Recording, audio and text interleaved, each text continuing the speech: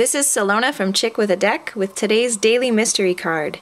And the question we're asking ourselves today is, what is something from 2014 that I can let go of?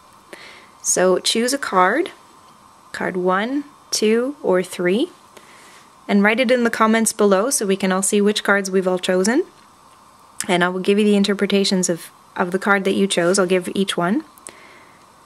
So I'll start with card number 2. Card number 2 is the Ten of Pentacles, which is the legacy card.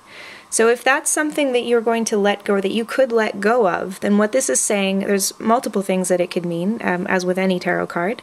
So the Ten of Pentacles is about old money. So it could be an inheritance or a legacy that you've left behind. Something, pentacles are in the physical, so something physical, something, a house, or even just a lot of hard work that you've done, something tangible that you've worked really hard at and or inherited, but generally it's something that you've culminated. It's an accumulation of wealth. Tens are the completions of their suit.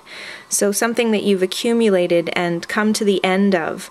So it could be letting go of some legacy that you've built. And if this is suggesting that you let it go, then what I would suggest is that it's time for you to pass it on. There's something that you've built, whether it's a nest egg or a home or something tangible, even just really good health. It's now time for you to teach others potentially on how to be healthy and how to pass something on, how to be generous with others, pass on to the next generation. So what is it in your life that you've accumulated that you can now pass on to others? Card number 1 is the Fool. The Fool is the full potential. It's the card 0, so it's infinite potential, and it's the beginning, it's the child of the major arcana. So letting go of the Fool would mean that the next step for you is to actually start manifesting things in your life. The Fool is a dreamer, someone who's ventured out on a new journey, someone who's taken on a lot of new things and potentially done so at a risk. The Fool is very fond of taking risks because the Fool is completely fearless, which is exactly how we need to start off in projects. We can't be afraid when we first start things. But now it's time to move on, and it's time to mature. It's time to stop wandering around so much. The Fool is very ungrounded and rootless.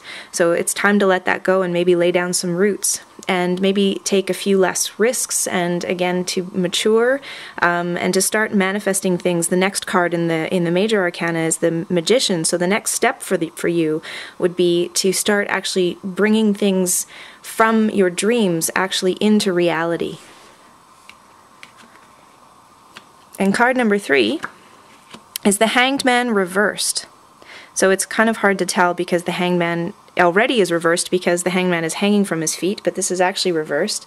And to me that says right away that if you've been in a phase of life where you've been withdrawn from action, the Hangman, when it's upright, is someone who's withdrawn and made some kind of sacrifice, generally sacrificing your own involvement in a situation or in life in general. So if you've been hanging back and maybe just waiting to see what will happen and not taking action on things, something specific in your life, or just assessing and gaining a new perspective, now it's time to re-engage. To let go of the Hangman reverse would mean to re-engage with life, re-engage with a relationship, with work, with something in yourself that you've maybe pulled back from, and it's now you've gained perspective on it, and now you've found clarity in that, and it's time to re-engage, and it's time to maybe stop sacrificing whatever it is that you've been giving up, and it's time to go out now and re-engage in life and to go after it.